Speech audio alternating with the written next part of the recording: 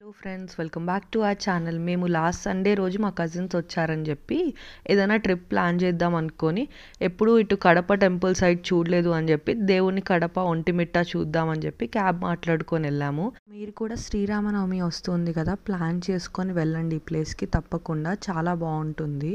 So let's get in to the vlog. మేము early morning ఒక 5 o'clockకి start అయ్యాము తిరుపతి నుంచి. మేము ఫస్ట్ దేవుని కడప విజిట్ చేయాలి, అందుకని ఫస్ట్ దానికి స్టార్ట్ అయిపోయాము. మాకు మా ప్లేస్ నుంచి 3 hours 10 minutes పడుతుందన్నమాట. బట్ జర్నీ అయితే చాలా బాగుండింది, చాలా పీస్ఫుల్గా ఉండింది.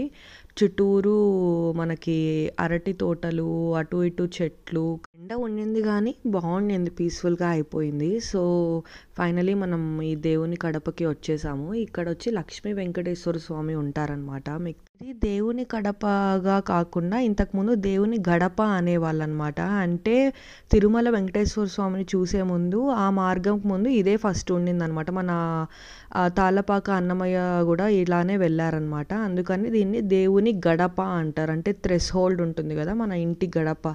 సో అట్లా దీన్ని దాటుకొని ఈ స్వామిని చూసుకొని తిరుమలకి వెళ్ళే వాళ్ళనమాట ప్రతి ఒక్కరు. గుడి మాత్రం చాలా బాగుంది, చాలా స్పేషియస్గా, చాలా ఓల్డ్ టెంపుల్. ఇంకా మేము ఒంటిమిట్టకి స్టార్ట్ అవుదాం అనుకుంటే మధ్యలో ఇది చిన్మయ మిషన్ వాళ్ళది అమ్మవారి గుడి ఉందన్నమాట. అలాగే శివుడు కూడా ఉన్నారు ఇక్కడ.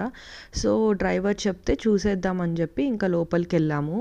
చాలా బాగుంది టెంపుల్. మన ఇది లైక్ స్పేషియస్గా కొత్తగా కట్టున్నారనమాట. అండ్ చుట్టూరు చెట్లు అండ్ దేవుడికి కావాల్సిన పూల చెట్లు అంతా కూడా అక్కడే ఉన్నాయి. అట్మాస్ఫియర్ అయితే చాలా బాగుంది అండ్ స్పేషియస్గా ఉంది. పిల్లలకు కూడా లైక్ ఆడుకోవడానికి కానీ అంతా కూడా ప్రాంగణం చాలా బాగుంది. మీరు వెళ్తూ ఉంటే తప్పకుండా ఈ గుడి కూడా యాడ్ చేసుకోండి, బాగుంటుంది. నెక్స్ట్ ఫైనలీ మేము కోదండరామస్వామి టెంపుల్కి వచ్చేసాము, ఒంటిమిట్ట. ఇది వచ్చి మనకి కడప నుంచి 25 kilometers అనమాట, టువర్డ్స్ రాజంపేట వెళ్ళే సైడ్. టెంపుల్ అయితే అద్భుతంగా ఉందన్నమాట. అసలు చాలా ఓల్డ్ టెంపుల్, 16th centuryలో కట్టారు. మనకి ఇది వచ్చి చోళా అండ్ విజయనగర డైనాసిటీ వాళ్ళు ఉన్నప్పుడు కట్టారనమాట ఈ టెంపుల్ని. కార్వింగ్ కానీ అసలు ఇప్పుడు ఉండే టెంపుల్స్లో అలా లేదండి అసలు. ఇది వచ్చి రాముడి కళ్యాణం ఒక స్కల్ప్చర్ అనమాట. అంటే కళ్యాణం ఎలా జరిగింది అండ్ గరుత్మంతుడు అవంతా కూడా పెట్టున్నారు. ఇది వచ్చి టోటల్గా విష్ణువు, కృష్ణుడు అవన్నీ అండ్ అప్సరసలు ఉంటారు కదా, అవన్నీ కార్వ్ చేస్తున్నారు. మనకి ఈ టెంపుల్కి 3 గోపురాలు ఉంటాయన్నమాట, నార్త్, సౌత్ అండ్ ఈస్ట్లో. కానీ ఈస్ట్ వచ్చి సెంటర్ అండ్ మనకి పెద్ద గోపురం కాబట్టి దీని నుంచి మెయిన్ ఎంట్రన్స్ ఉంటుంది, మెట్లు ఉంటుంది కొన్ని.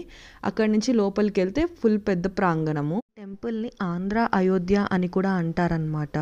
ఈ టెంపుల్ ఎవరు కట్టారు, దీని హిస్టరీ నేను షార్ట్ వీడియోలో యాడ్ చేస్తాను, తప్పకుండా చూడండి.